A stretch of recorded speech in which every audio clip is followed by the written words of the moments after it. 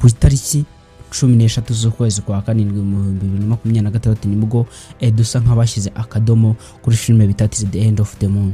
Uyu munsi muri video nabateguriye ngiye kubabwira iyi filime ya The End of the Moon niba yarangiye. Iyi filime yasajije isi yose kuba vuga ururimi rw'ikinyarwanda, ubwo ndavuga Uburundi n'abanyarwanda. Abarundi bo bagiye bari mu bihugu bigiye bitandukanye n'abanyarwanda bari mu bihugu bigiye bitandukanye ariko abumva ururimi rw'ikinyarwanda.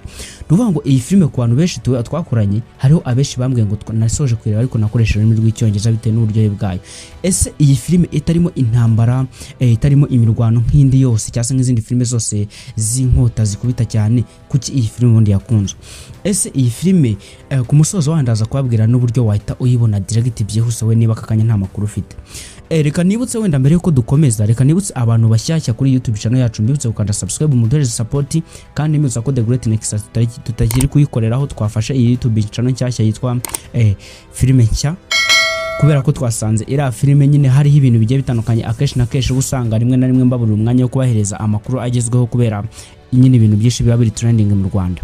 Ngombwa ko twafashe YouTube channel ebyiri. Ubwo rero reka ngusabe kuduhereza support, YouTube igire subscribe 1000 no kurengaho ubundi bwo twikomere. Bango iyi filime yaratinze pe bishoboka, ngira ngo murabizi The Great yarayikoze ariko haba ngombwa ko atangira noneho filime bita Fate Chooses You. Iyi filime igeze kuri episode ya 9. Iyi filime isa nkaho yasohotse mu kwa gatanu mu matariki ahera, ikaba igeze mu kwa karindwi itararangira, bivuze ngo imaze igihe kinini. Gusa ariko nanone uyu munsi ndashima, ari nayo mpamvu nje hano kuri umurongo wacu, cyase murabizi ikiba kinzanye no kubabwira ko ibintu byabaye complete. Iyi filime bita The End of the Moon yabaye complete, yarangiye. Nubango mbere yuko wenda hari abantu muhita mumara kumva iki kintu mugahita mukuramo video, reka mbabwire uburyo mwayibona. Uburyo iyi filime wayibona nabwiye ngo mudafite namba yanjye ya WhatsApp nta kintu na kimwe muzigera mumenya, cyase n'ikintu muzageraho mu bijyanye no kushimisha life yanyu. Iyo nomero muri screen yakungezo nkahita ngoreza finally nawe ukayireba. Nubango guys, nubango iki kiganiro dukoze cyambere kuri YouTube channel, ndagira ngo mbibutse ko ejo saa 7 nzabahereza nyine inkuru ya filime yose guhera kuri 0 kugera kuri finali yayo. Tuzakora ikiganiro nk'ikiminota 30, ugomba kuba hari rero. Niyo mpamvu ngusanga ukanda subscribe.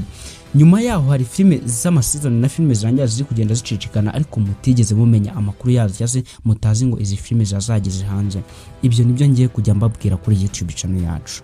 Yes, nubango iyi The End of the Moon twashyizeho akadomo mu rurimi rusobanuye, ariko mbibutsa ko nyine twayisoje.